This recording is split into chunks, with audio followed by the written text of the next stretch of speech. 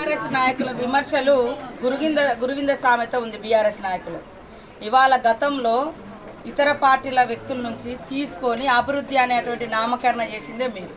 ఇవాళ ఇక్కడ పోయినటువంటి ఇవాళ భద్రాచలం ఎమ్మెల్యే మీద విమర్శలు చేసేటువంటి ఈ బూర్గంపాడు మన పినపాక మాజీ ఎమ్మెల్యే గారు ఇవాళ కాంగ్రెసే ఉండదు అని కాంగ్రెస్ తల్లి పాలు దాగి నువ్వెవరో అడ్రస్ లేదు 2 సార్లు గెలిపిస్తే ఏం మాట్లాడిండనా చెన్నై లాగా అయిపోతుంది కాంగ్రెస్. చెన్నైలో ఎట్లా పార్టీ అయిపోయిందో అయిపోయింది. ఇప్పుడు అధికారంలోకి వచ్చినాం కాబట్టి తట్టుకోలేక రకరకాల విమర్శలు చేస్తున్నారు.